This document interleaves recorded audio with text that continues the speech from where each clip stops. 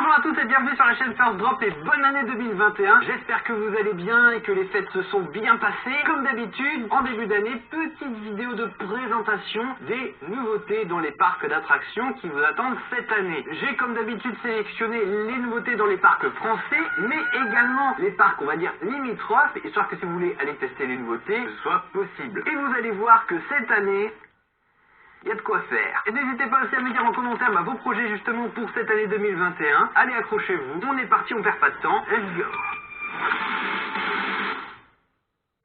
Allez, comme d'habitude, on va commencer avec la France, puisque vous allez voir que cette année est plutôt fertile. Alors, qu'est-ce qui se passe à Disney cette année? Eh ben, c'est pas trop mal, puisque si tout va bien, d'ici la fin de l'année 2021, on devrait enfin avoir accès au nouveau land Marvel, avec notamment deux nouvelles attractions. Enfin, deux, plutôt une, puisque la première, il s'agit en fait du bricolage. C'est une rethématisation du célèbre Rock'n'Roller Coaster pour en faire une attraction sur Iron Man. Je suis quand même assez curieux d'aller tester ça, mais je vais pas vous cacher que la deuxième attraction m'intéresse un petit peu plus. Il s'agit en fait d'une attraction Spider-Man Adventures qui sera un parcours bourré de nouvelles technologies mêlant animatronics, écran 3D et véhicules dernier cri où vous allez devoir combattre les Spider Robots de Spider-Man qui visiblement ont péter un câble. On reste en France avec le parc du Bocas qui continue son évolution avec l'arrivée d'un nouveau coaster unique en France. Il s'agit d'un grand 8 suspendu version familiale. Le modèle en question devrait faire une vingtaine de mètres de haut pour une vitesse proche des 75 km/h. Donc un beau bébé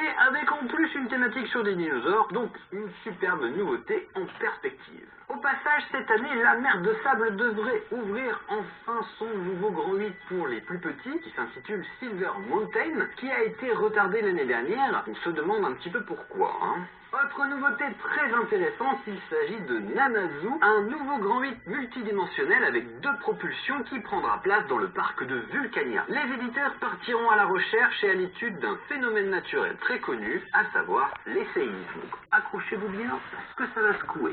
Et enfin, la dernière grosse nouveauté en France se situe au parc de Nigloland avec le fameux Krampus Expedition. Puisque le parc, en effet, va nous offrir le premier gros water coaster. J'avais mentionné cette idée dans l'une de mes vidéos et le parc a confirmé tout ça récemment avec notamment une campagne de pub un poil critiquée par rapport au visuel et au rendu réel, mais je reste quand même convaincu que le rendu final de la thématisation sera au rendez-vous. Pour moi, ça annonce quand même que du lourd pour cette année.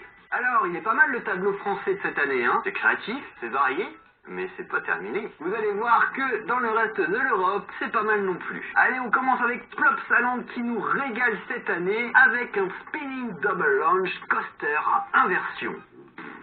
Alors, qu'est-ce que c'est que ce machin? Bah, c'est simple, vous prenez un grand 8, vous le propulsez, vous le faites tourner et vous mettez en plus des inversions. À savoir que ce modèle est unique en Europe, il n'en existe qu'un seul autre exemplaire dans le monde, il se trouve à Silver Dollar City aux États-Unis. Et j'ai vraiment hâte d'aller tester ça.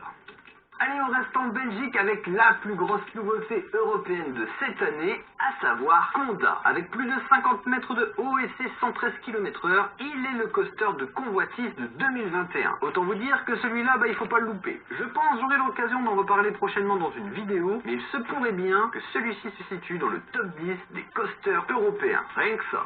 Allez, on part en Allemagne dans le parc de Movie Park Germany, où cette fois-ci, il nous propose pour ses 25 ans un coaster multidimensionnel comme à Vulcania, mais cette fois-ci en intérieur. Il faut savoir que le parc avait déjà cartonné avec Van Helsing, un coaster dans le noir qui a fait sensation. On espère donc que cette année, ils vont renouveler l'exploit avec un coaster de qualité. Je vous emmène maintenant en Suède dans le parc de Grunaland qui ouvre The Monster. Non, c'est pas celui-là, c'est un autre. Mais presque, puisqu'en fait il s'agit d'un grand 8 inversé, comme Osiris, du constructeur renommé B&M, comme Osiris, avec un parcours ultra condensé, comme Osiris. Ah bah non du coup. C'est tout l'inverse puisque le parc a la particularité d'occuper un espace de seulement 3,8 hectares. Conséquence, les coasters se croisent entre eux et le constructeur a dû faire les aménagements qui s'imposent pour faire passer l'immense structure du grand 8. Non mais regardez-moi ces supports s'il vous plaît. C'est des tourelles de château fort, je vous le dis moi, c'est du grand n'importe quoi. Bref, on termine notre petit tour européen avec l'Angleterre. Je trouve qu'on parle pas assez des parcs anglais sur la chaîne. On devrait plus en parler. On en parlera peut-être un peu plus. Avec donc le parc de Paul Hilton qui nous offre un superbe spinning du nom de Tornado Springs. Ce sera un peu comme l'attraction de Dwervelwind à Toverland que j'avais pu faire avec une théma très sympathique. Et voilà donc pour les principales nouvelles drops qui vont ouvrir en 2021, mais je vais quand même terminer cette vidéo avec 3 mentions spéciales. La première, il s'agit bien évidemment du Super Nintendo Land qui ouvre à Universal à Osaka et qui s'annonce comme l'un des lands les plus immersifs au monde. Je trouve ça vraiment incroyable ce qu'ils ont fait là-bas et j'espère pouvoir un jour vous y emmener. Toujours à Universal, mais cette fois-ci en Floride, où le parc nous offre un bijou de technologie avec le Velocicoaster. En gros, c'est Taron avec des dinosaures, des inversions et des lumières LED. Bref, une dinguerie. Et enfin, j'en avais parlé l'année dernière déjà, mais le parc de Energylandia en Pologne ouvre enfin cette année Abyssus, son launch coaster, théma Atlantide, qui avait été lui aussi retardé. On se demande pourquoi, hein.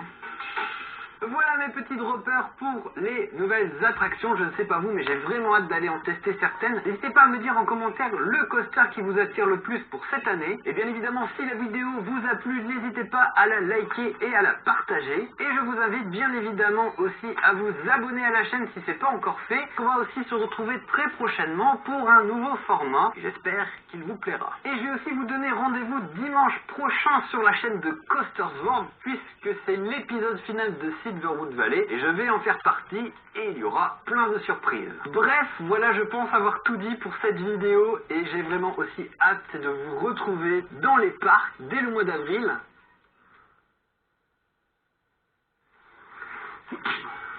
Parce que oui, nous irons cette année dans les parcs. Nous irons masqués, nous irons gélifiés, nous irons PCRisés, mais nous irons. Je vous l'affirme et je vous dis patch.